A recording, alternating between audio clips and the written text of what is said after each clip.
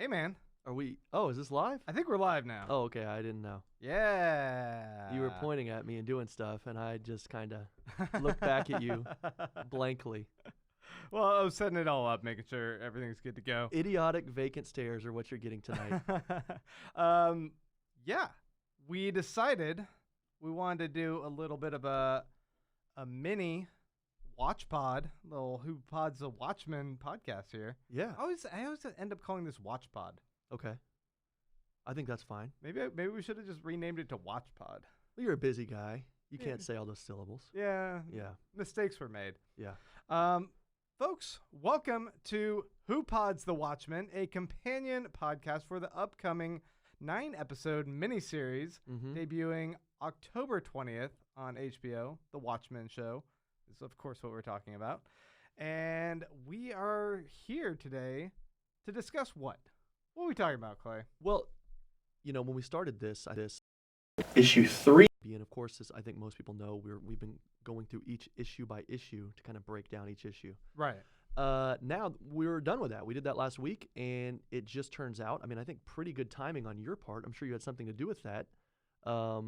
That the reviews have come out. I think they've had an initial screening of the first episode. Yeah. Right? I think a couple thousand people watched it.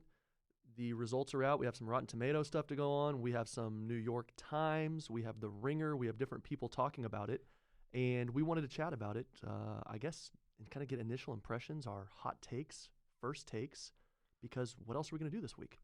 Well, no takes. I guess we're on the edge. We're on the precipice of being able to finally see this show, which is very exciting. And yeah, we're seeing all these other people's reviews coming in. So Yeah. we thought, yeah, we'll sit down here. We'll chat about it a little bit. It's a slow news week, so now we're reviewing the reviews. We're reviewing the It's reviews. really meta. This is really meta. This is podcast at its finest. But I did want to explain our podcast a little bit, explain a little bit about us for anyone who's new, who's just excited about the show like we are and wanting to know what we're about. We are a weekly podcast dedicated to talking about the TV show. But yes, in anticipation, as Clay was saying, we decided to go ahead and do an issue-by-issue breakdown to kind of get ourselves into the world of Watchmen, to remind ourselves what was going on with the whole story and how this is going to lead into the upcoming TV show, where they're building upon the mythology of that world and they're presenting something completely new with it, which is, very exciting. And we want to be able to give very fresh perspectives on the show. So I think our approach is going to be that we're going to watch it and we're going to pretty much sit down and just talk about the show that night when it comes out. Yeah, we'll have some structure. Obviously kind of go over a summary, discuss kind of maybe impressions, things we like, things we didn't like, kind of thing. I think we're going to talk about that and build on that structure. But yeah, generally speaking, we're going to talk about it kind of hot off the press.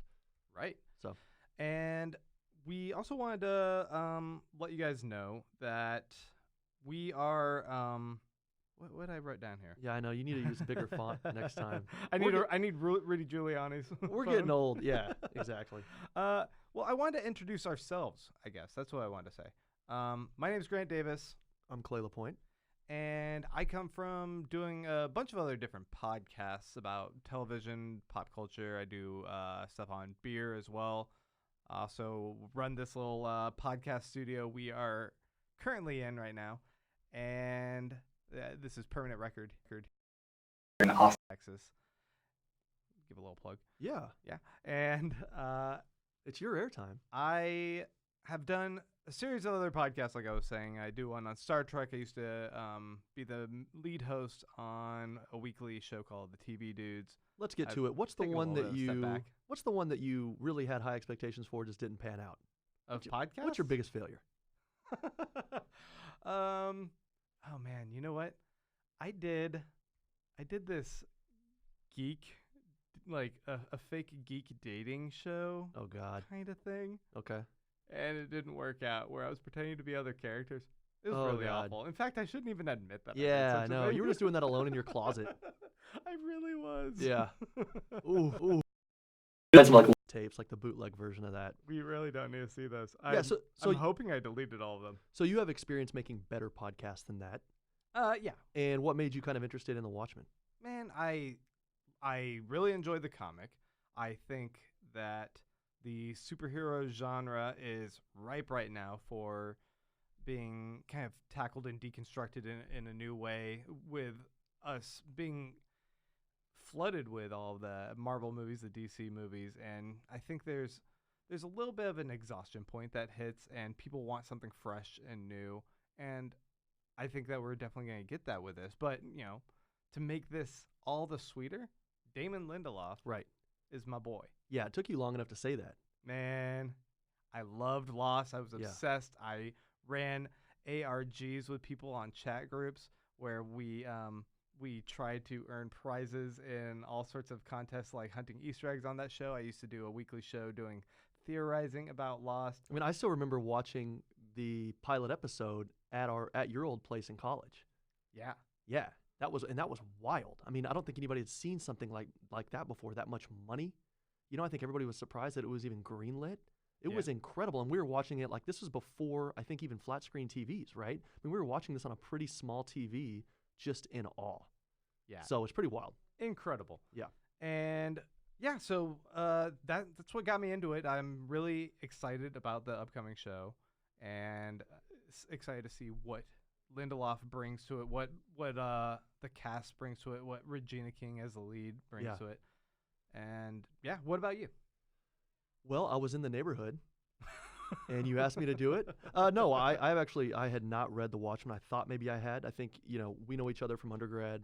Obviously, we both read a ton of comics together, and we've read them since then.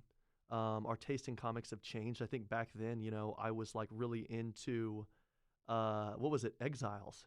Remember that? I loved Exiles. You were definitely into Exiles. I was into Exiles. It was a really good comic. Yeah, Blink was cool. Cool. I liked Mimic and Nocturne. Yeah, we had Morph, that was cool. Yeah, so, our taste has changed, but I remember, passing comics back and forth like that. Eventually, we ended up living together for a couple of years. And I thought I had read this because I kind of thought that, I'm sure I was introduced to this. It's in the canon. It's a big deal. It's something that everybody reads if they fancy themselves a serious comic book reader, not just somebody who reads and it turns out So it was just time to read it. Lindelof, I mean, The Leftovers is my favorite show. Yeah. If you don't include Frasier. So, I think you think I'm making a joke each time I say that. And it's. Do you go back and rewatch it? Oh yeah, absolutely. And I choose like my favorite episodes and scenes, and I show them to Diana, and then I'll fall asleep because I've seen it like 20 times, and she stays up and watches the next morning. She's like, "That was really funny." I was like, "Yeah." I don't know. So anyway, I just can't. it's my favorite show outside of Frasier. Okay. And if Niles Crane, too bad he wasn't in that, You but wanted Niles Crane to be in instead of the Perfect Strangers. Yeah, exactly. Characters. Yeah, that would have been a sweet insert. So loved that show. When I found out this was coming out with him, I was really excited. Didn't know anything about it. Started doing this with you. Was kind of into it. And then when I realized, we can talk about this a little bit, but when I realized that he's not just redoing the source material, it's not an adaptation. He's actually picking it up, 30, 35 years later, which makes this all the sweeter because it gives Lindelof room to do his thing. pretty. Sweet. So, yeah, that's how I came to do this, and I'm excited. And now we're actually finally in it, which will be cool. And, I'm somebody who I don't like to watch previews. When I travel abroad or within the United States, I don't even like to look at images. Like, whenever I research it, I make sure not to go to Google Images or anything. Like, I want to see it for the first time in person and kind of be like that. Like, I'm not even on social media. But with this, I kind of thought, okay, I have a responsibility to be an informed fan. And so today, before this, we were getting ready for it, and we are kind of talking about, what we should talk about, and I actually did look at a few articles, and now I'm even more excited. So, like, for once, watching the trailer or the trailers, reading a few articles about it, it's getting me excited because it just looks so interesting and so good. Yeah. So that's what we're going to tackle here. We're going to talk about our pre-premiere jitters. We're excited for the upcoming episode. We're going to be discussing what the reviews have been so far. They had the debut at New York Comic-Con, and then they also had their premiere in Hollywood just a couple days ago. Bi-coastal. Christ. And we're going to be talking about some of the interviews they've given, a few little tidbits about that. And then we're going to theorize a little bit. Yeah. Yeah. Let's do it. So, before we dive into that, I just want to let everyone know, hey, if you are listening to this, please go ahead and subscribe to us. You can listen to us on whatever podcasting app that you listen to, be it iTunes or Stitcher or Spotify or Google Play. Go ahead and subscribe. We'd appreciate that. You can also help us out by going and leaving a 5-star review and writing a little bit about what you appreciate about this podcast, if you do. If you don't say anything. Just give us the 5 stars. It helps us out. Yeah. And we also want to say that if you're watching this on video right now, we are doing live streams of our episodes when we record them. And you know what? I think then after we do the live stream, we will have the video itself available to our patrons over on patreon.com.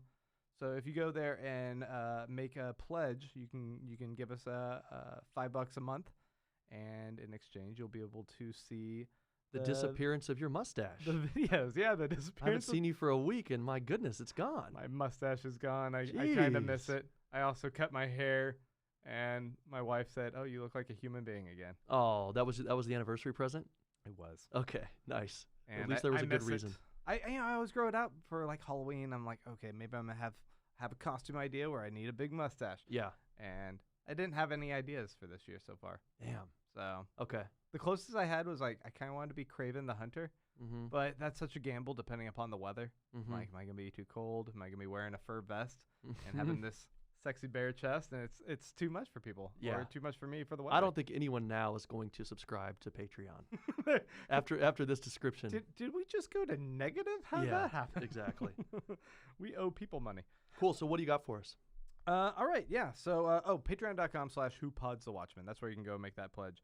And we appreciate all of the support you guys have given us thus far. All right, let's, first up, I wanted to go and talk about the reviews. Yeah. So, reviews are in. The show first debuted to about 2,000 people at New York Comic-Con. And it seemed like it got some pretty positive reception. A lot of people had to tweet vaguely, like no one wants to. I think our culture's gotten pretty good about being protective of spoilers and whatnot online. Yeah. And so everyone who's tweeting is just like, oh man, it's amazing, but not really saying anything beyond that. Apparently it's got a great ending. It's kind of a cliffhanger thing, and no big surprise. It's Yeah. Lindelof. Yeah. But they also had the premiere in Hollywood, like I was mentioning before, at the ArcLight, And which was just 2 days ago, I believe. And I will say this, sorry to interrupt, but if you're listening to this or watching this, obviously you probably don't care about certain things being spoiled. But I think you and I will probably talk liberally and freely about things that maybe we read in articles and everything like that. We have obviously no insider information, but just trying to do our due diligence here. If you want to go into this totally doe-eyed, fresh-faced, whatever, then you probably should not listen, because we might talk about a little stuff that's going on. Are you going to spoil stuff? Because Because I've never done this. I intend to, like, when we talk about the episode next week, Uh-huh. we're talking about the episode. Yeah. And there's that's a spoiler zone, right? Yeah. But here, I haven't read anything about, like, what people saw when they watched it. Did you not read the New York Times article or the New Yorker? I glanced Or over the New York Post? I glanced over certain sections. I have a vague idea of what's being addressed in the episodes. Okay. And that's what I kind of wanted to talk about, but I don't know any specifics about any of the episodes. Well, I wouldn't necessarily even use the word specifics. Okay. Maybe I'll just whisper to you in your ear. it'll get weird. We'll do some Yeah. Do you know sign language? Okay, yeah. Anyway, we'll figure it out. But yeah, I would like to say that we will try to navigate this in a way that we're not spoiling anything big about the episode that you wouldn't know beyond the trailer. Yeah. For the most part. There we go. Yeah. Okay. Okay. So going back to the reviews, Rotten Tomatoes has this at a 91% right now, which is pretty good. Yeah, there was that CGI bear movie. What was that one? Paddington? That was Paddington. This is like Paddington level. It's not. It's no Paddington 2. Paddington 2 was like 98%. Paddington 2 was like the shit. Everyone Yeah. loves that. Yeah. Yeah. So Okay, it's one not of there. Okay. I pulled up one little quote that said, "Bold and bristling, Watchmen isn't always easy viewing, but by adding new layers of cultural context and a host of complex characters, it expertly builds on its source material to create an impressive identity of its own. That's fair. That's cool. They've successfully done the update to contemporary issues, and that's kind of one of those things where you're like, I wonder how this is gonna play out when we watch the movie which we just reviewed a couple days ago, our last week's pod. We were watching a movie that was so slavishly faithful to the material that it's addressing still the same exact 1986 problems, but it's to an audience that's lived past it. Mm-hmm. So we're in the future looking back at this nuclear arms race anxiety that we don't fully relate to anymore, right? Yeah. Right. And so there's a little bit of this distance, whereas when that came out, when the comic book came out in 86, people were still freaking the fuck out. Yeah, And it wasn't dated. it completely did resonate with people's anxiety about the whole thing. And so now it seems like Lindelof has decided to tie this much more into racial tension. Yeah. Yeah, and I mean, I don't know if you necessarily want to go there right now. I don't know how you're structuring this, but he did say in a few different interviews I read, which, and I think really the articles are really good if anybody wants to go to check out, the New York Times had a great one. It was called Who's Going to Watch the Watchmen, or Who Will Watch the Watchmen? That's us. Yeah.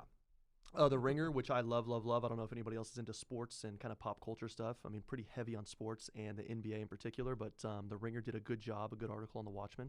Right. I think, the HBO was an initial investor in The Ringer, so I don't know if they still have a deal where when there's a new, I'm just throwing that out there. I'm not sure. And they always say that in their article, like HBO was an initial blah, blah, blah. They try to disclose it.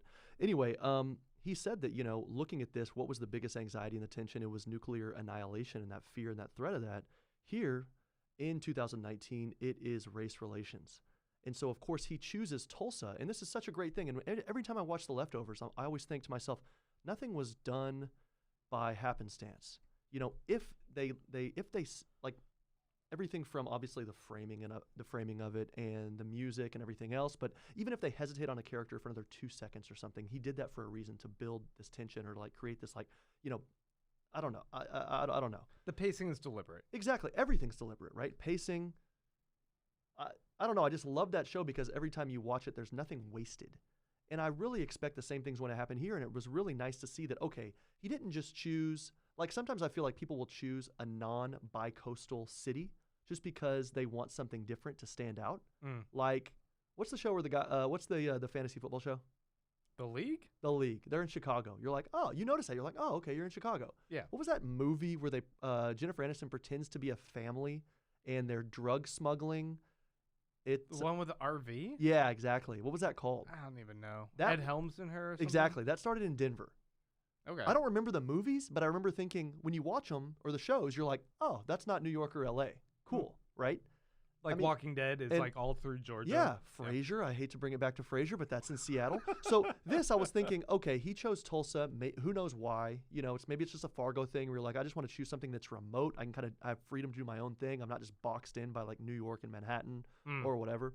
But then you realize, okay, he chose Tulsa because that was like the Black Wall Street in the early 1900s. And that was a place where there were kind of these townships in the United States. I don't know, are you familiar with this? No. There were these kind of townships where black communities kind of found safe haven. And in Tulsa was actually the most famous one. And they said that was actually one of the first and only self-sustainable, kind of self-sustaining communities that were like black-only communities, kind of like an early Harlem when Harlem was successful.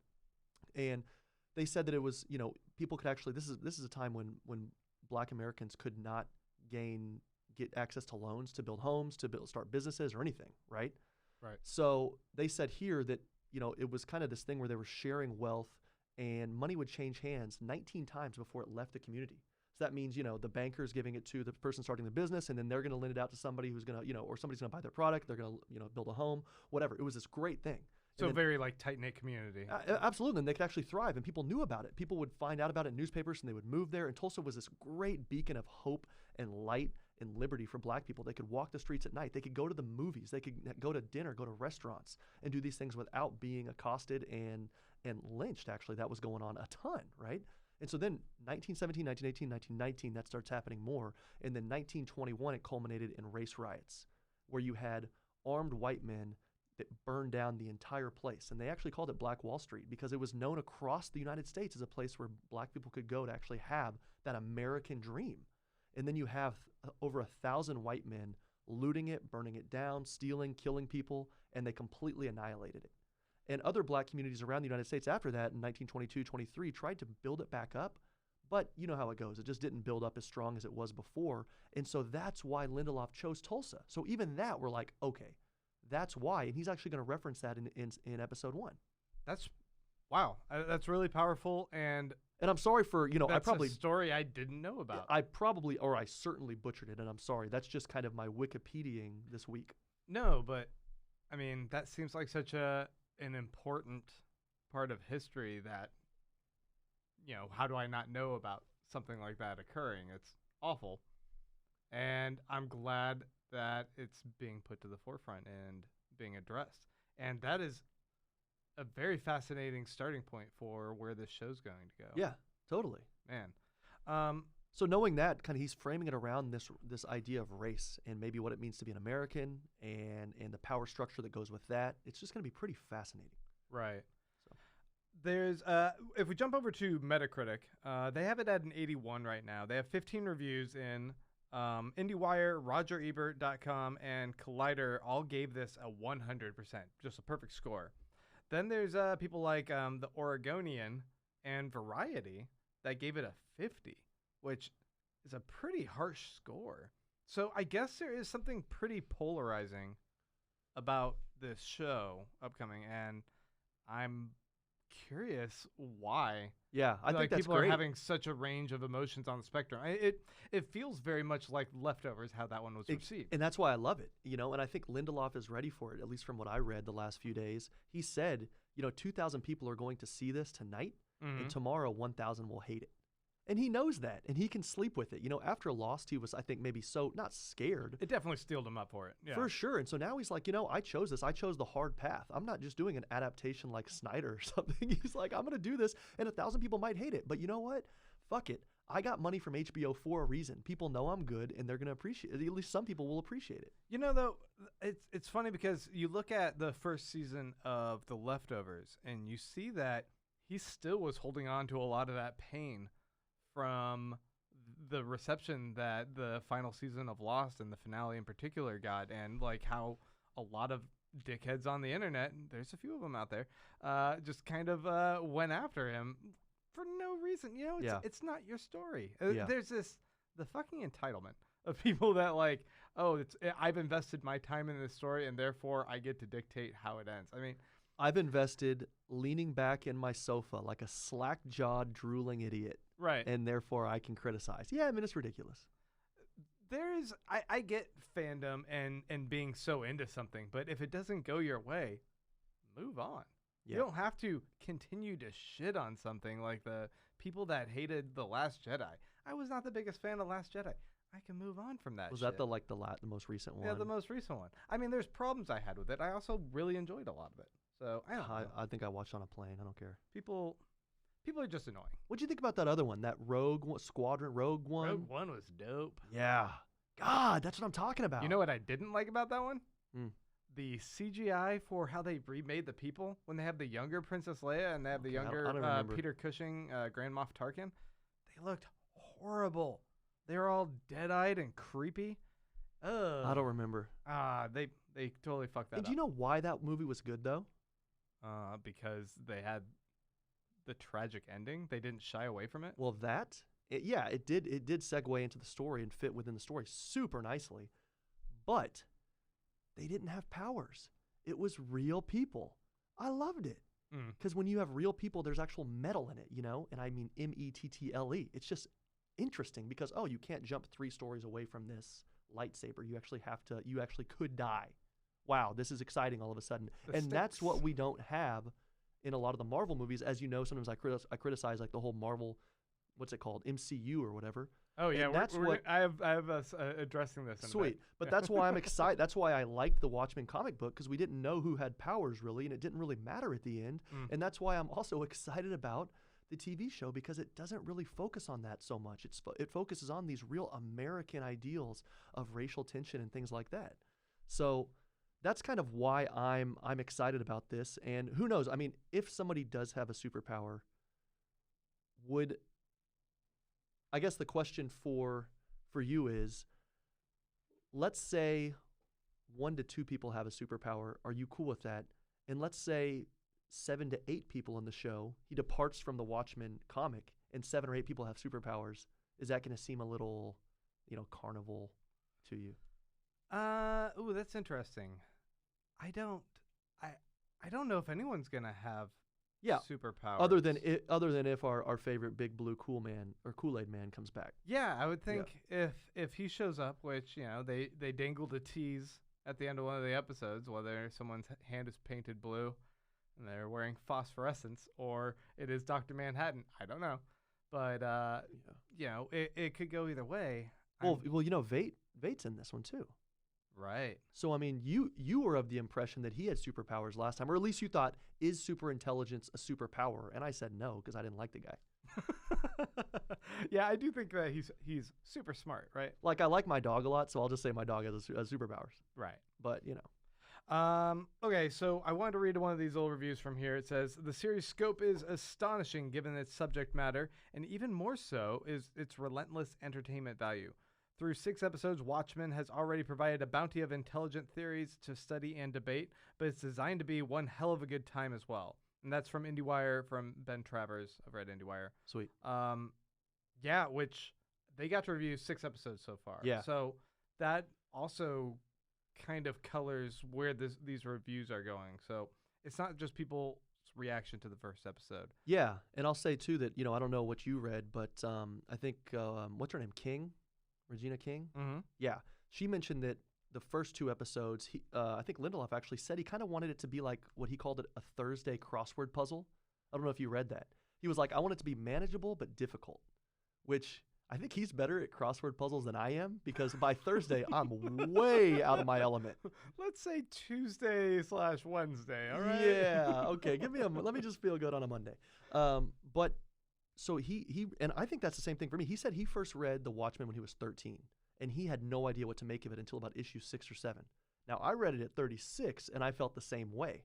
I wasn't really confused about what was happening, but I kind of thought, this is something I haven't seen before, and I don't really know where it's going. I don't know what I should know. I don't know what I should, it's like what's his name? Donald Rumsfeld. Like, there are unknown unknowns and known unknowns, etc. It's like, I don't know what's going on here, and I don't know what I don't know. Mm-hmm.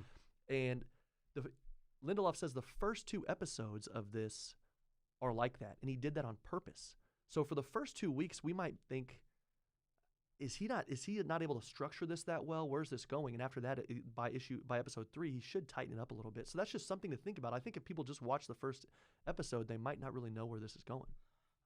I think with the new television landscape's always kind of evolving and changing and adapting to how they know the deliverable is going out to the individual. And it used to be you live or die by a pilot, right?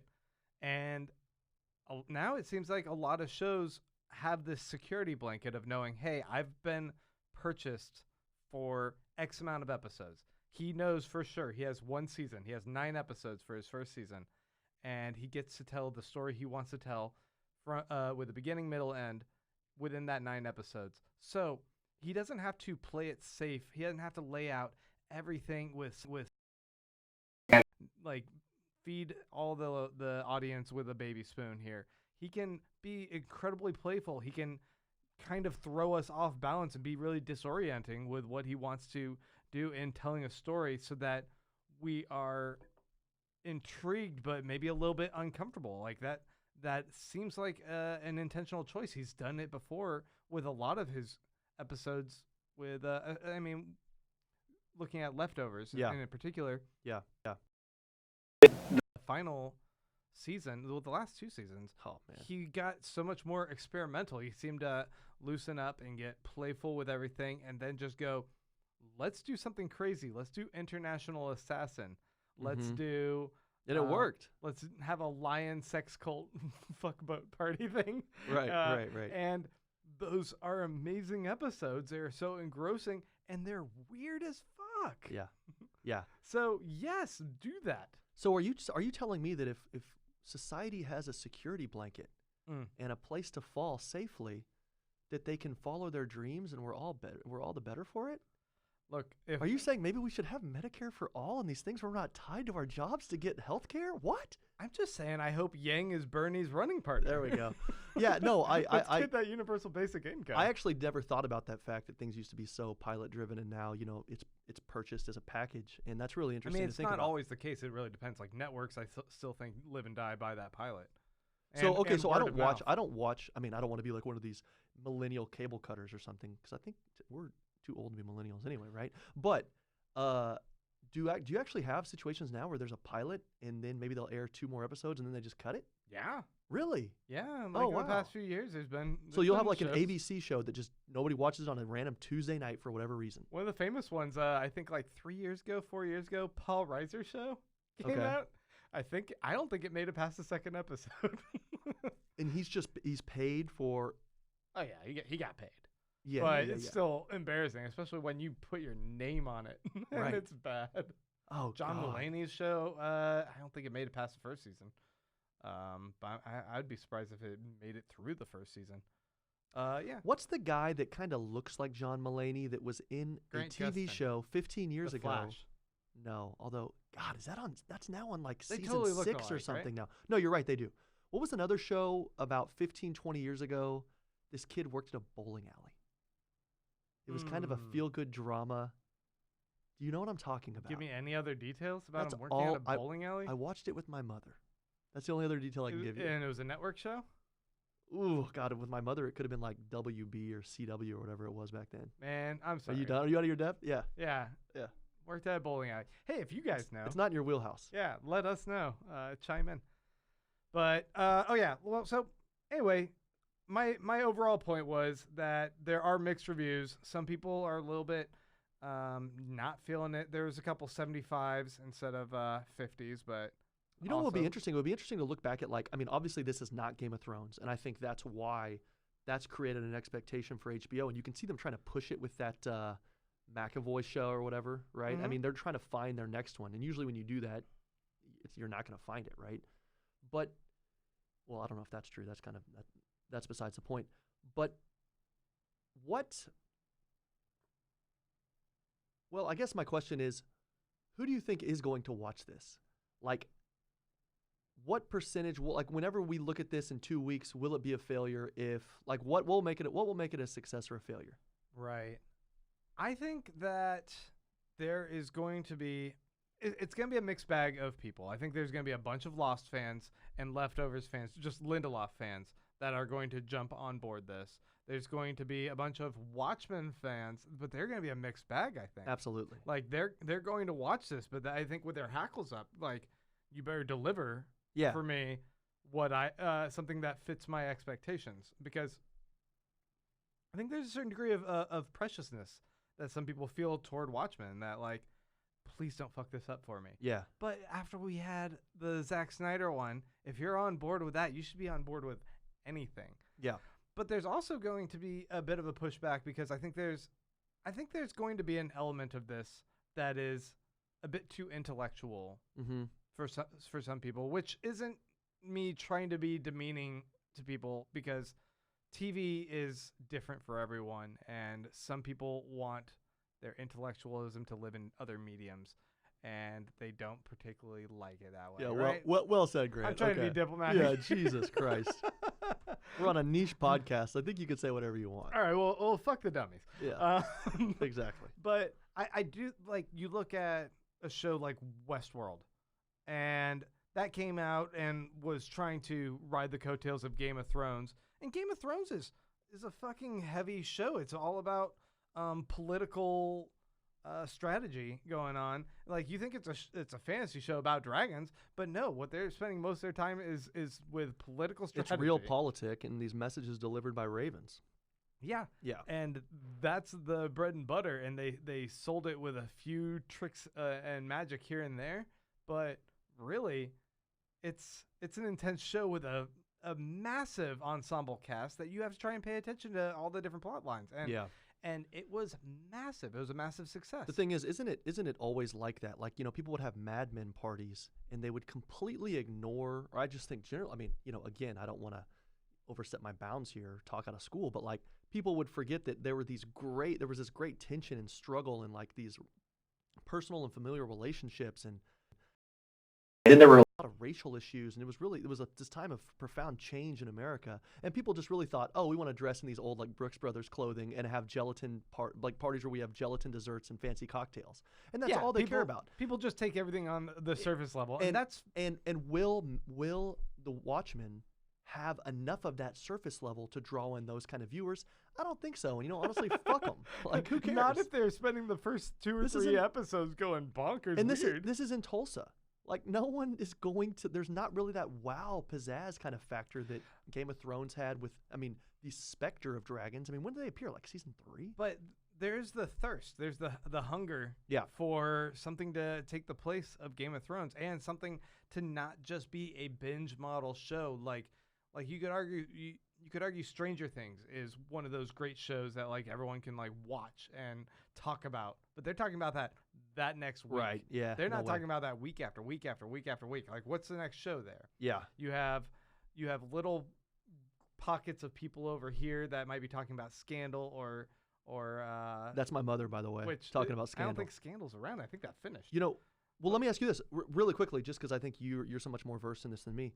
Do you think Netflix is learning from maybe the HBO model that it still makes sense to release things on a weekly basis? I think they were actually like Hulu does this, where Hulu will release like 4 episodes up front, and then they'll do a weekly model. Okay. I don't know if that's necessarily paying off for them, but I do think Netflix has actually said they're going to start playing around with doing weekly releases of other shows. They already do it with some. Like Great British Baking Show, they do it, which is the Friday night classic at my house. I don't know what you do on Friday nights. Not that. Not that? Oh, Jesus. Okay. But they do it with like the Hassan Minaj show as well. I think they'll release weekly episodes, but that one's a lot more like timely and topical. Yeah. So it makes sense. Okay. I think they mentioned that. Or with a bit more of serialized like drama shows too. Yeah. And see how that does fare with them, and if they can be a part of the water cooler discussion with that. I love that. Obviously for us, it gives us more time to talk about stuff. So it works with what we do. There's definitely something I miss about having a show that you can get little pieces of a story and sit with and digest and analyze.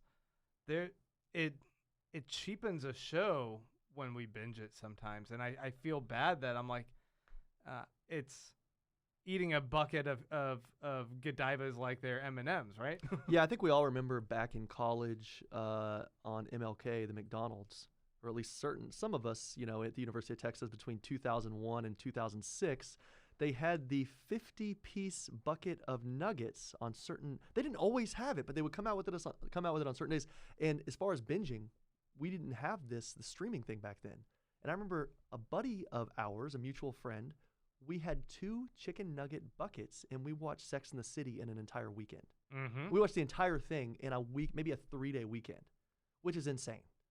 It was pretty gross. It was pretty. What, the Sex and the City or the chicken nuggets? The chicken nuggets. Yeah. Those were nasty. Yeah, those were pretty gross. So anyway, you're not a McDonald's guy. Nah, man, I swore off of it. Yeah. Okay. So anyway, sorry, long story short, I really love the serialized nature, the drip, drip, drip, because it gives us something to talk about. And I think we might need that with the Watchmen. Well, I want to move on to talking about what we've already kind of touched on a little bit, but the idea that white supremacy and race relations are going to be at the forefront of the themes and plot lines of this upcoming Watchmen show. There was a post on Instagram. I follow this HBO.Watchmen Instagram. That's the person that posts do they follow there. back? Yeah, they follow back. Nice. But they seem to be like just really on top of like every Watchmen thing. So it's really good following them. And they posted this exchange that happened in the comments section of one of Damon Lindelof's posts on Instagram. And someone said, "Can you explain why white supremacy is the plot arc of Watchmen?" And he replies, "To me, Watchmen is a story of about America, and it's about self-proclaimed heroes, quote unquote, fighting an intangible enemy that is almost impossible to defeat. In the 80s, the enemy was the pervasive threat of nuclear Armageddon between the U.S. and Soviet Union. In 2019, that enemy is the long overdue reckoning with our country's camouflage history of white supremacy. That said, this is not the only plot arc, because there's also alien squids. Right. And then he goes on to say, Rorschach died in 1986. 33 years later, there are multiple interpretations of who he was and what he believed. President Obama was a devout fan of President Lincoln, and the Republicans call themselves the Party of Lincoln. The actual Lincoln has been eclipsed by the idea of Lincoln, and whomever wants to appropriate the idea to support their ideology will do so. Anywho, maybe we should revisit all of this once you've seen the season. Just know that A, I'm a true fan too of the Watchmen. B, it wouldn't be Watchmen if it wasn't dividing as hell. And C, also there's squids. Yeah. Which I like choice C. I think I love Lindelof. First off, I like how he I like how he uses humor to address these questions. But he doesn't flinch away from this, and I think this is an important conversation to have. And if you think about, like, what is it that we could talk about as giving the most anxiety? I mean, right now, all people are inundated with is the politics of the planet. Right. And this fear of a rise of fascism, of a rise of nationalism. Nationalism. But whether white nationalism or otherwise. Right, and then Nativism. And tied inextricably to all of that is this issue of race. And it's the seedy underbelly that I think is a good call for him to want to tackle with this show. Yeah, and I think it's interesting. I'm really curious to see what's the obviously the people who wear masks that kind of got hold of Rorschach's journal or diary. What are they called? The 7th Cavalry? 7th Cavalry. Okay, so, with a K. Yeah. I'm really curious to see what they believe in, if they're just kind of these nativist anarchists, or if they actually, I mean, I highly doubt it. Well, actually, I don't know, because Lindelof does like complex characters and complex groups. You know, there's never an easy answer with him, which is good. But Rorschach, just recently reading the Watchmen, he did have some parts that were unsavory in his diary, to say the least. I mean, that would not be acceptable back then. It's definitely not acceptable today. But there were a lot of parts of him that actually were pretty good, you know, and I think that they're kind of admirable. Yeah, but when you think about his diary versus what we thought was admirable. Yeah, you know, you're right. Do you think it's what he wrote down that was admirable? He probably or did not the actions we saw? Yeah, he likely did not write down the awkward handshake. Finally found love in the brotherhood of man. Decided to be nice. Yeah, and I'm not calling her Silver Spectre anymore. Now I respect her as an individual. I'll call her by her Polish surname. Yeah. No. You're right. So I'm sure the parts that we don't love are what they read. Yeah. Anyway, okay. So I guess question asked, question answered. Well, I to follow this up, there was a Variety article, and I know I'm just kind of like reading a lot of these quotes, but I found them so fascinating. That's kind of what I just wanted to discuss. In the Variety article, Lindelof goes on to talk about the existential dread, and he says once again he's kind of reiterating what he was talking about. The contemporary analog for the Armageddon nuclear race is the long overdue reckoning with race. The true history of the country's been camouflaged and needs to be revealed. In bringing diverse perspectives to tell a story that brings the conversation about race front and center, Lindelof wanted to avoid tokenism in the writer's room. Yeah. In our writer's room, we created a white male minority, he explained, adding that four of the 12 writers were white men. I went into that writer's room saying, I really need to listen. Yeah. And I thought that's a very smart choice, and it's very Lindelof. Another little behind the scenes about him is when he went into doing The Leftovers, he talked about when he was doing his writer's room, when he was hiring people, he made everyone that came in say, okay, I want you to tell me what you thought about Lost. Like, he didn't give them any how they answer that question. Just tell me your thoughts on Lost. And if anyone was just singing the praises of it, and not being critical about it, he wouldn't hire them. He didn't want anyone who could in any way be a sycophant toward him. And he's like, that's not going to be useful to me. He Yeah. also has this policy that he doesn't ever want to hire the same person for his next project that he just worked with on his last one. That's why you don't see the Lost alums in Leftovers. And that's why you weren't going to see Leftovers alums in Watchmen, except that he brought Regina King as his lead. Thank from God. the third season. She's so awesome. She's awesome. It's a great call. Yeah. But otherwise, he likes to challenge himself and be self-critical, which Yeah. I think is so important and crucial. Yeah, and But also challenge his own biases. and I think and I think that there's a ton to be said for that, and it shows in the work. I remember reading. I think there's this has been years since I've read this article or even or referenced it. I think it was The Atlantic, and I could be wrong, but they talked about who he found in the writers' room for seasons 2 and 3 of The Leftovers. And did you read anything about that? He had somebody who was like really good with popular culture, and then somebody who was really good with religion, and somebody who was really good with history and things like that. And that's why you end up with this really layered, multi-textured kind of thing that happened in seasons 2 and 3 that we didn't get in 1. When you said, like you said, he was so tied to that original source material. Season 2 and 3 loosened up, and thank God, because I mean, it's my favorite show, but even showing it to family members and really close friends, I always kind of actually just summarize season 1 for them. And I'm like, you don't need to watch season 1. Let's start off in Lockhart, Texas. You have to apologize for how fucking melancholy that first season is. And, speaking of like the visual language of a show, Yeah. that first season is very claustrophobic. Everything is like really tight shots on everyone, and everything is really darkly lit, and it feels suffocating, which is emotionally effective for the material and what he's addressing in that first season, but it makes it a really heavy watch. Absolutely. And you watch what Mimi Letter did in the second season when she just like took over as like, I'm the straight up visionary for our visual language of going forward for the show. Yeah. And she's just like, we're pulling back, we're opening up, we're bringing light in, we're making everything just like, we're changing up the whole visual language of this. And it made it intoxicating. And I think it's a great counterbalance to the heavy nature of the themes that he wanted to address in The Leftovers, to have it not just be a 1-2 punch. And so it's fucking still heavy. and it's still seasons 2 and 3 are heavy as hell. You still have one of the most beautiful, profound shots I think I've seen in all of television ever. And that's the scene where Nora Durst is in the hotel room after they had the fight in Australia, and the fire alarm goes off, and it's raining down on her, and they do the close-up shot of the water just pouring off of her eyelids. He had just slammed the door and walked out. It was so good. He was like, just be with them. Man. Just be with them. Yeah. Incredible. No, I mean, that was, and this has nothing to do with the Watchmen, but I was so glad they were in Melbourne because that was super sweet. What an awesome thing to do.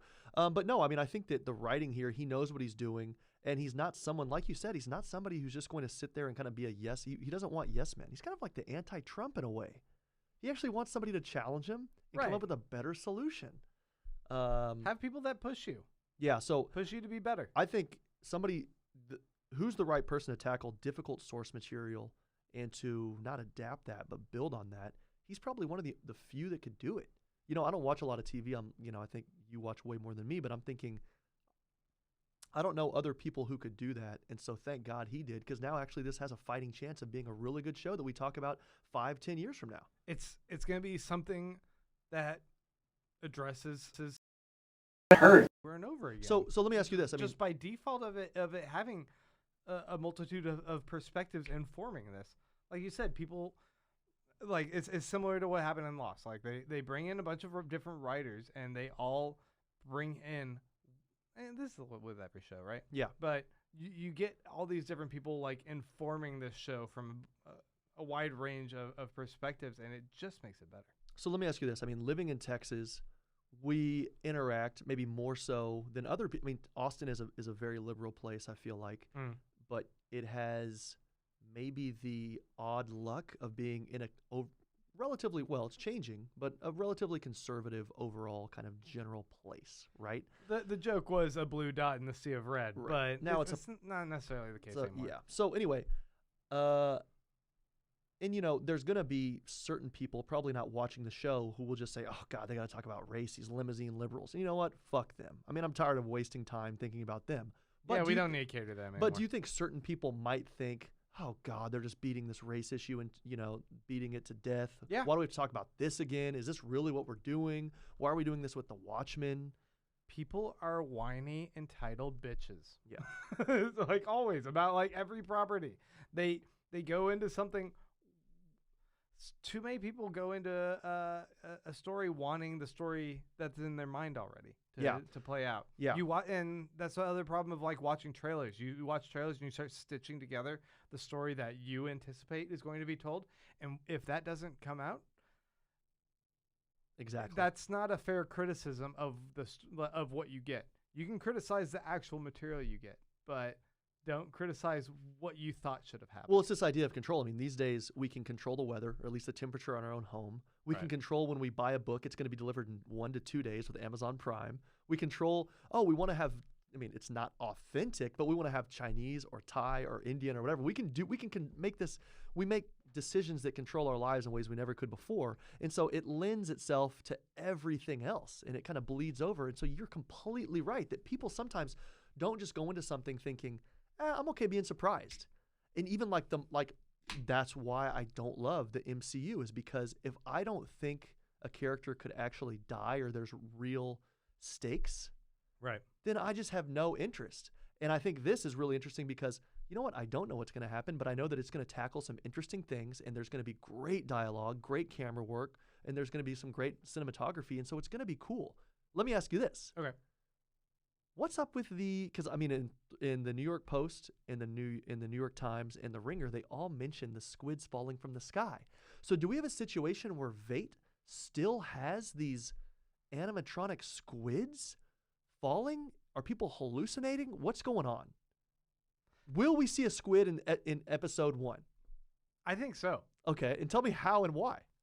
As far as I know, and as far as we've seen from the trailer, we see raining squid. It feels like some Magnolia moment with like the raining frog. Okay, so I don't actually like remember. I don't remember that from the trailer. I guess I wasn't paying attention. There's just one brief shot, and you have to be one of those obsessed people who Like, freeze frame every single frame. Go, what's going on? Okay, there? I didn't see it. But there's raining squid like hitting the windshield of cars, and they're baby. It's a hockey game. You know, they're like 3 inches big squid, that kind of thing. What is it?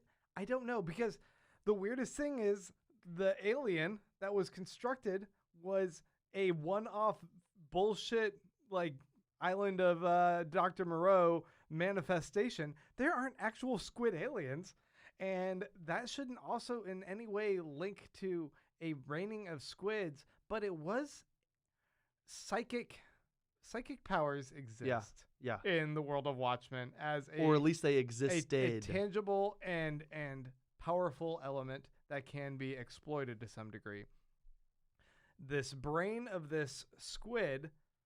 So for anyone who only watched the movie and didn't read the comic, I guess maybe we should take a step back and say, hey, the comic ends very differently, with Ozymandias not launching a bunch of nukes, but instead manufacturing a tentacle monster alien being that had psychic powers. He transported it into the middle of New York and then basically exploded it to death, causing a psychic blast to resonate across the entire planet and give a bunch of people like PTSD kind of weird shit going on.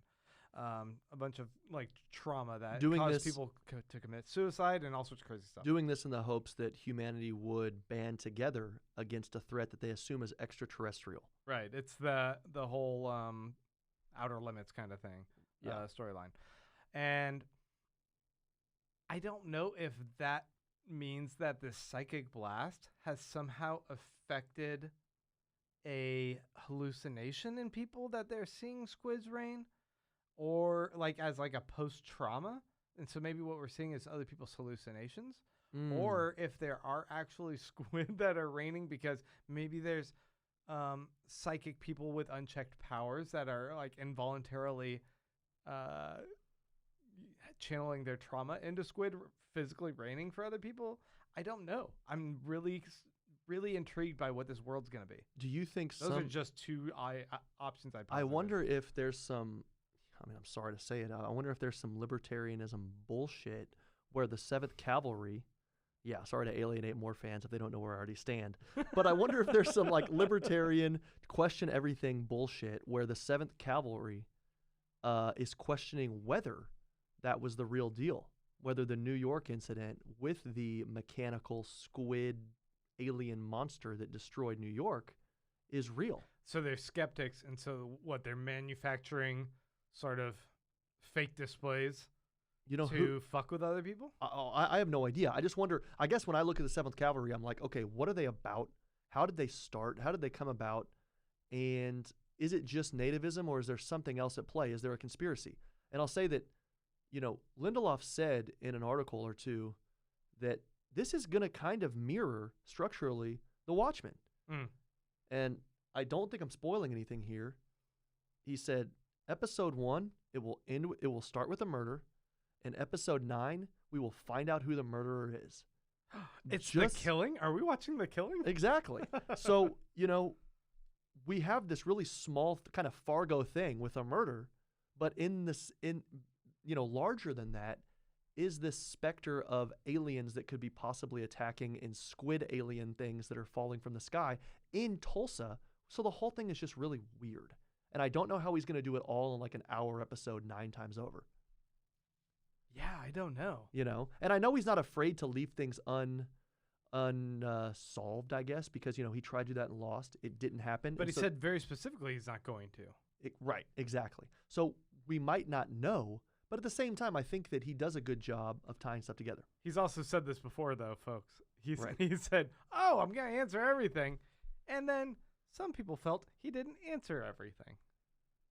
Right. They're wrong. He answered everything. You think he answered everything? I think I don't care. I don't think remember. He answered enough sufficiently and then wrote a hate letter to his lost haters with the theme song of The Leftovers of Just Let the Mystery Be. God, hey, that is a song and a half. Man, it's great. Jesu Christo. I love that song. So what else you got? So he also, do you know much about the Scorsese news? Okay, all I know is, this is from looking at Reddit when I'm going to the bathroom. Sorry to tell you that. Scorsese. I know that Scorsese said something like the MCU is good kind of popcorn material or something like that, right? It's not real art. He said it's not real cinema. Okay, cool. Yeah. I mean, if you've seen the movie Silence in the last few years, Silence is awesome. I mean, it's one of my top 5 movies of all time. And Spider-Man 2, as much as I liked it, is not that. So I don't even know that he's wrong, but go ahead. Well, yeah, it was just that I thought there was something a little bit interesting. The article that I was referencing earlier, the Variety article, where Lindelof gives an interview, they also sort of asked him a little bit about the Scorsese kerfluffle, where he's like, oh, Marvel movies, that's not real cinema. Yeah.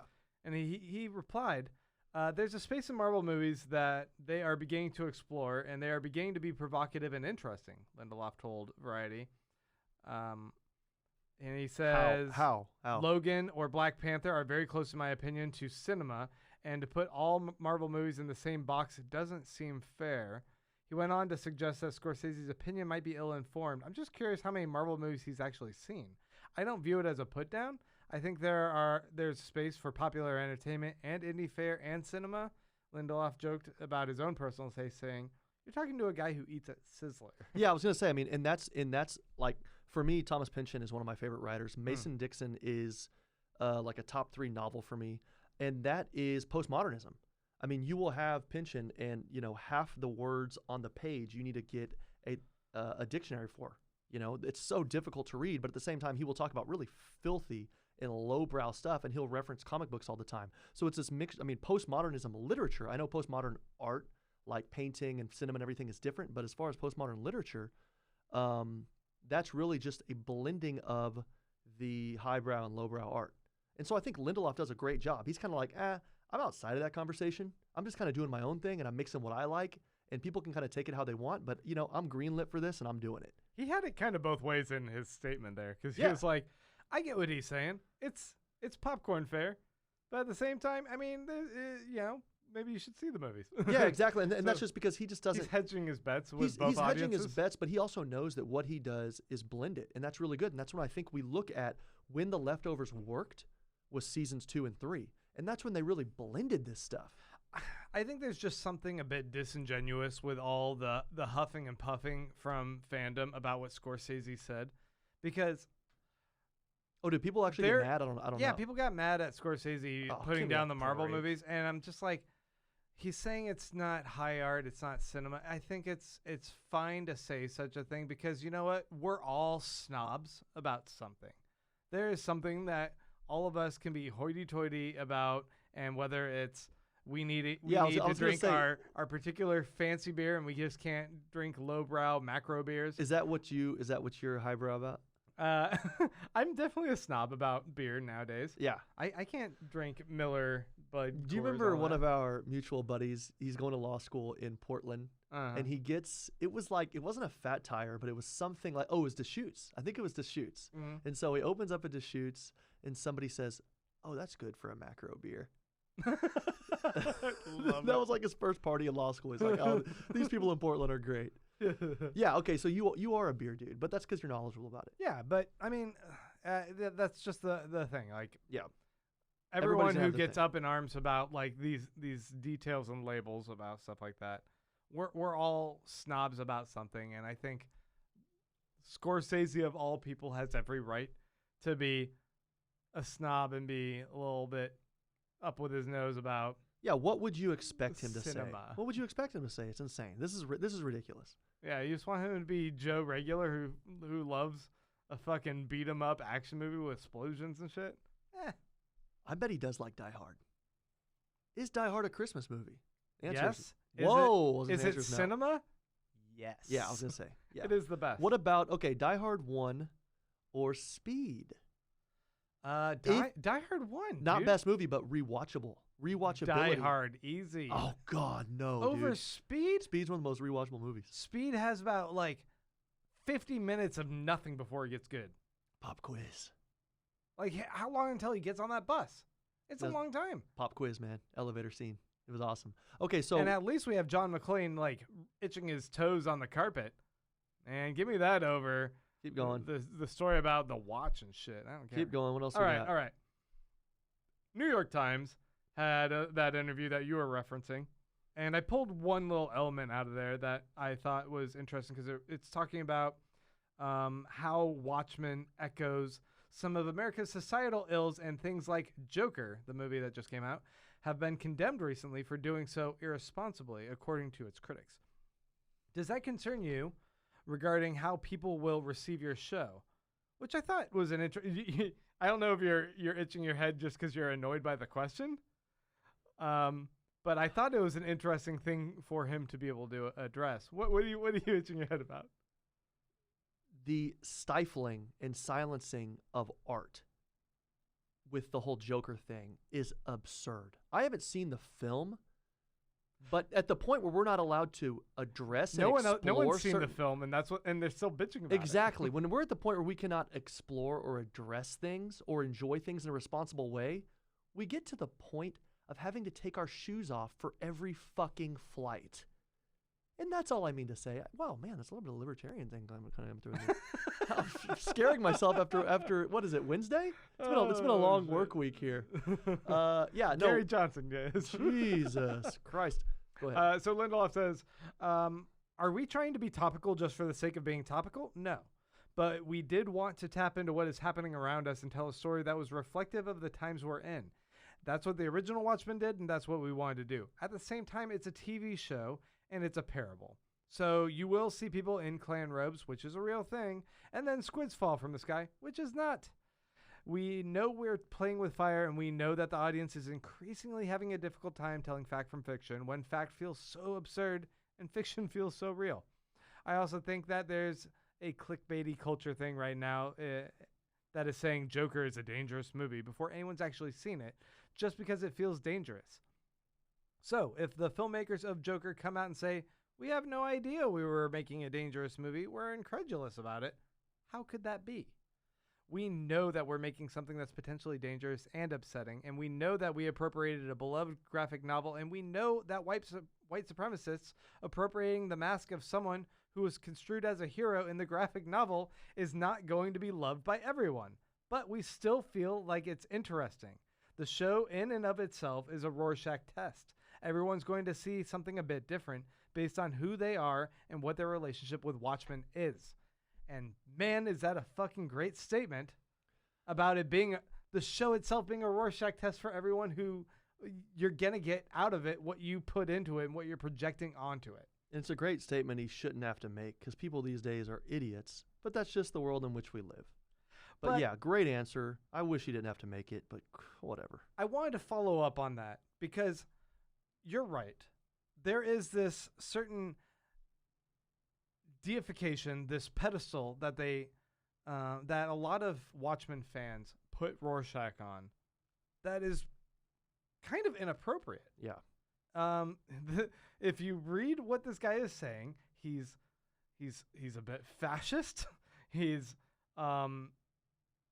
very inappropriate. He's a fucked up misogynist. He's a dickhead all around. I mean, and he's just a criminal thug. I mean, he's self-righteous, but he's fucking bonkers crazy, and that doesn't make everything that he does right. He treats his friends like shit. He treats everyone like shit. He's not a role model that people put him on a pedestal as being. I mean, at minimum, like I think Kipling talks about, government at its very basic form is a monopolization of violence. We've traded in everything to decide, hey, if somebody hurts you, you can't hurt them back unless it's self-defense, right? You have to let the government and your elected representatives do with them what they think is right. And hopefully we vote for that and have a say in it.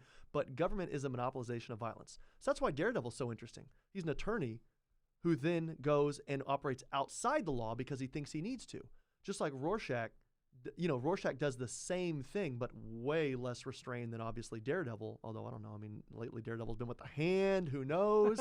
But just that alone, when you're thinking, this guy goes out and beats the shit out of people at night and breaks into people's homes and lives by his own rules. It's like, we're in a society here. Before I was in law school, I was working in a coffee shop. I'm working there. There's a line out the door, okay? Mm-hmm. Sorry for this tangent, but there's a line out the door. There's 20, 30, 40 people in line. That was like a real Trump thing where it just gets bigger and bigger and bigger. Right, Talking to the guy with the $10,000 suit. Joe Bluth. Yeah, no, there's like 50, 60, 70, 80 people in line. There's this woman. She gets dropped off in this limousine, dripping in diamonds. She's like 75, 80 years old, fur coat. This is Austin, Texas, in a fur coat, okay? Mm. Walks to the front of the line and says, I need my coffee, and slams her hand down on the counter. And somebody 20 people back is like, lady, we're living in a democracy here. She's a Rorschach, creating her own rules. So that alone is like, that's not a heroic thing. We should all live inside the society and decide on the rules together. So and that's obviously what these militia, the 7th Cavalry, are doing. And I think it is weird that, like, that's what people get from Watchmen. I've been kind of reading this the last week, and I don't get it. Is it just that absence makes the heart grow fonder, or, like, you know what I mean? The years of time kind of soften those rough edges. Right. Because he's not a likable character. We should, if we're looking at anybody, we should be looking at, what's his name? Dan. The owl.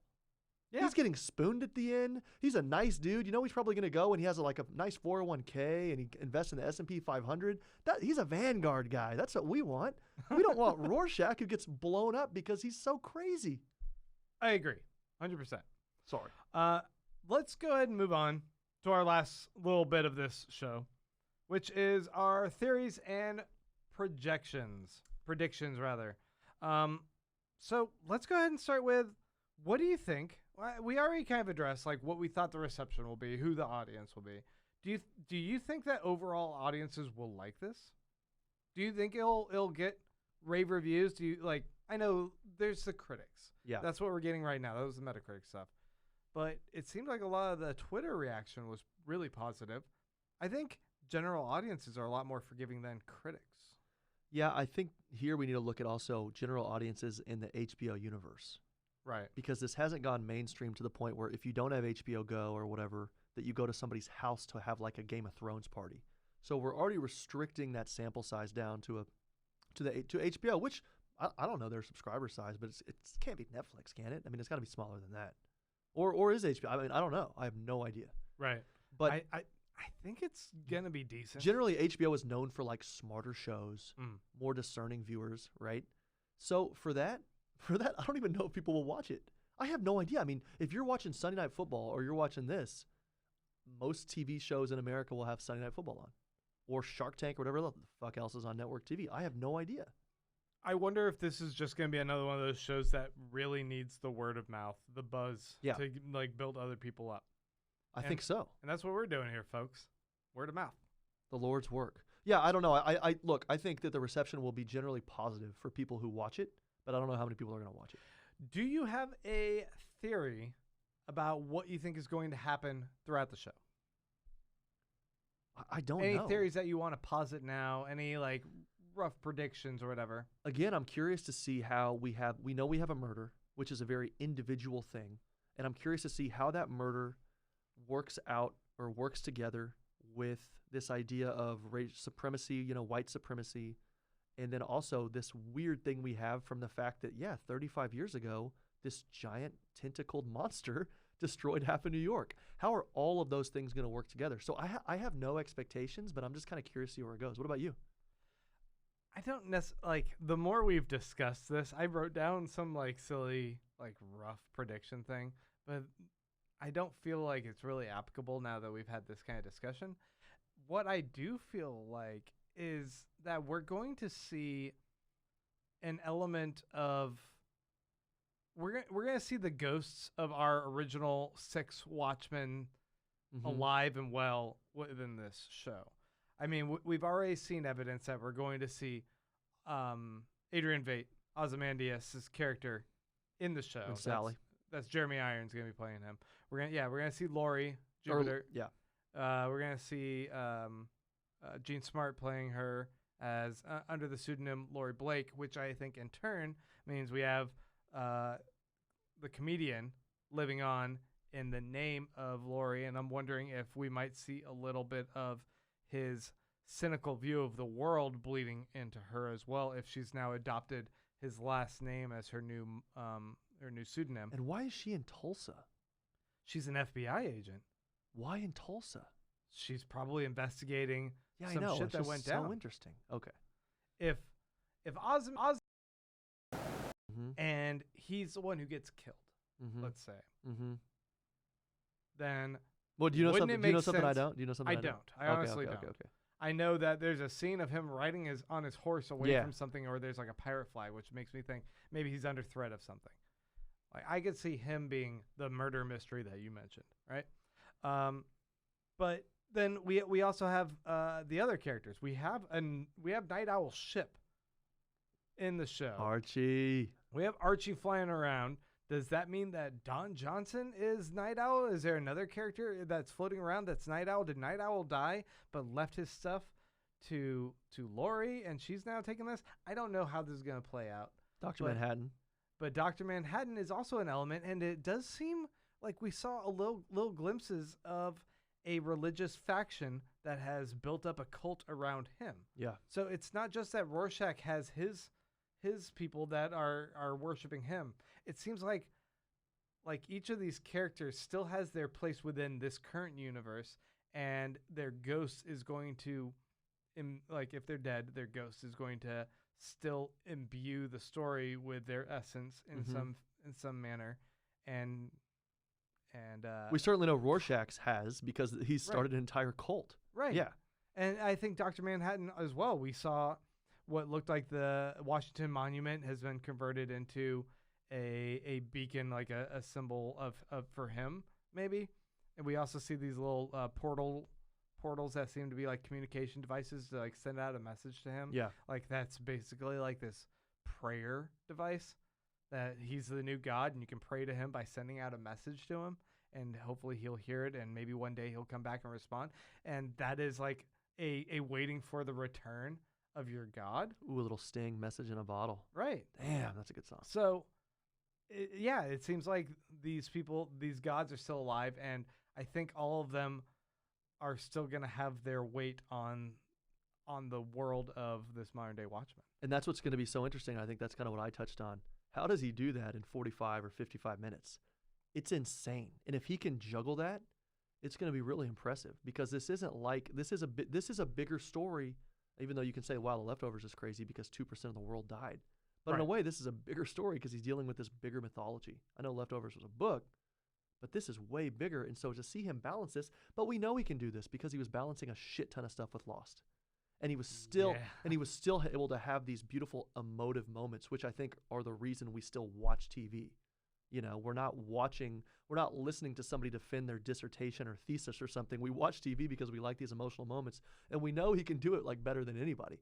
So it's going to be cool seeing him able to expand on this and show this universe, but at the same time, hone in when he needs to or wants to and show these really beautiful moments between one or two characters. So really excited.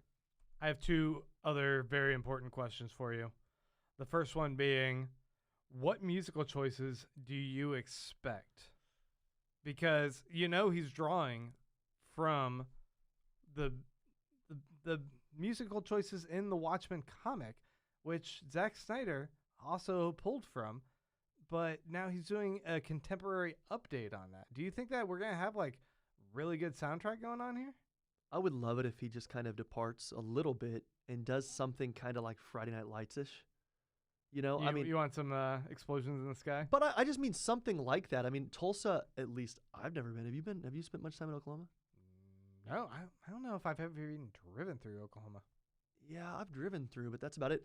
But, you know, I would really love this kind of expansive, not necessarily trippy kind of stuff, but that would be kind of fun. But who knows what he can get away with? You're right. I really hope we don't hear, well, maybe a little Jimi Hendrix, you know, Watchtower would be cool. But I hope we don't hear too much of that, because then it's going to seem like it's too much like a Snyder thing. Right. So I don't know. All right, last question. Probably my most important question. Sugar cubes? Will we see the sugar cubes? God damn. I've been waiting for you to ask. I think so. Like, the idea is, it's like, if I noticed them, maybe he did too. Senpai noticed you by noticing the sugar cubes. Yeah, I noticed you looking at him, looking at me. So are we boyfriend and girlfriend? That's how it works, I think. Yeah, check yes or no. Then we'll do the MASH thing. Where are we going to live? Yeah, no, I don't know. I would love that. And let me ask you this. Okay. I asked you, I think last week or the week before, how many people you thought were going to die in the first few episodes. Oh, yeah, we had And I think you said 120, I said 220. Right. Because I thought maybe the cult, like one of the cult houses would get blown up or something. How are we going to keep track? Yeah, probably drink one of these disgusting Belgian. This is the sweetest, most disgusting. Is it gross? Yeah, I'm like, I can't even do it anymore. It's disgusting. I got those as a gift from my brother-in-law, and that's like, I don't know. I don't want to see what. Could your sister divorce him? Yeah, this is awful. You're out of the family. This is divorce worthy. This is God. Anyway, I'm sorry. I don't think North Texas knows how to do a good. I want to cover it up. I don't know if they're gonna get mad. I don't know. I mean, we know that there's gonna be one murder at least. Mm-hmm. So, but knowing Lindelof and knowing Vate, if it is Vate, it could have been a suicide, which in that case, is it murder? Or could it be a fake out? Yeah. Like Exactly. fake your own death. Most famous fake death in fiction. Mr. Body in Clue. Okay. Oh, spoiler. I'm sorry if anyone's not seen that. Because, fuck, I just ruined you just that ruined generations of children. Yeah. Was it Sawyer or Huck Finn who pretended to kill themselves? That was Huck Finn. No, Yeah. wait. I think it was Sawyer, man. I think you're it right. was It Tom was Sawyer Sawyer. because Huck Finn's whole thing was that he was just like podunk. Not and kill he, himself, but yeah. He just like ran away from home and he hopped on the raft Yeah. with Jim. Yeah. I But think. did he pretend to die in the raft, like overturning? Anyway, that's mine, but I don't know who it was. So we'll see. Good answer. Good answer. Yeah, really. Before I ask a question, I should think about it. No, is that it? Is that it for tonight? Can you cut me That's off? it. I've done too much. I think we're done. Folks, we want to just go ahead and say thank you so much for tuning in. Once again, if you guys want to help us out, please go ahead and subscribe. Give us that 5-star rating and review. And you can always help us out monetarily by going to patreon.com/WhoPodsTheWatchmen. Clay, is there anything else? I'm going to let you go ahead and close this out while I go over there and mess with the controls. Unfortunately, I have nothing else to say. Say it into camera 1 right there. Unfortunately, I have nothing else to say, but we do look forward to hearing from you or talking with you, I guess, in about a week. So with that, good night. 3 days. Oh, shoot, 3 days. Well, yeah. Are you done?